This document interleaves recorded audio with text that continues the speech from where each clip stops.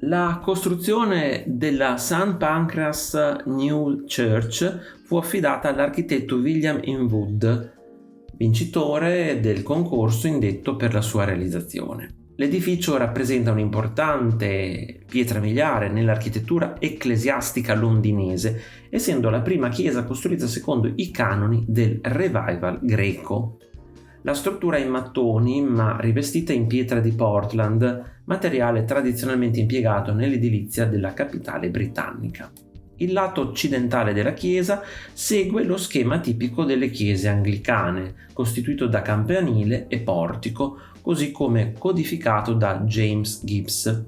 Tuttavia, questa composizione viene reinterpretata attraverso l'inserimento di elementi ispirati alla Grecia classica.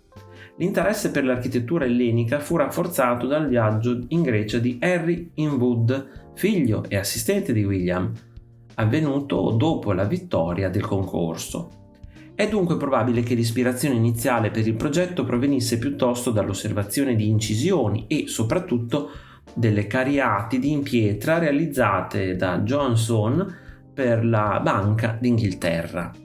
2 porticati con cariatidi fiancheggiano i lati nord e sud dell'abside, che chiude l'estremità orientale della chiesa. Le cariatidi, realizzate come involucri vuoti, sono rinforzate da un'armatura interna in ferro, necessaria a sostenere il peso della trabeazione soprastante.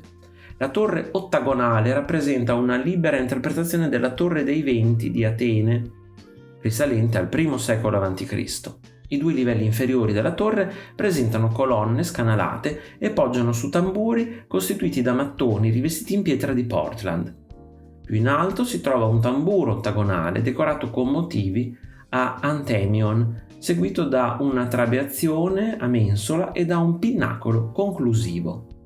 Il portico principale è un esastilo ionico, rialzato su una base gradinata a 3 livelli, e costituisce una riproduzione fedele del portico orientale dell'Ereteo sull'Acropoli.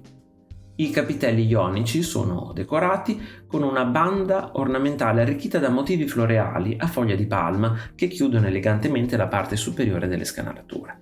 3 aperture trapezoidali dotate di massicci pannelli lignei costituiscono l'accesso all'interno dell'edificio. La trabeazione del portico è riccamente scolpita e alterna fasce di rosette, astragali e varianti di decorazioni floreali, tutte ispirate ai calchi dell'Ereteo. Nonostante l'impatto visivo del portico nord, che caratterizzava fortemente il paesaggio urbano lungo Euston Road, la chiesa non fu unanimemente apprezzata all'epoca della sua costruzione. The London Magazine, ad esempio, criticò duramente l'edificio definendolo con tono polemico come la prodigalità di cattivo gusto di un tempio pagano dedicato a Pancrazio. Se ti è piaciuto il video, iscriviti al canale, lascia like e condividilo con i tuoi amici. Ti invito anche a visitare il mio negozio. Un saluto e al prossimo video di Arte Esplorando!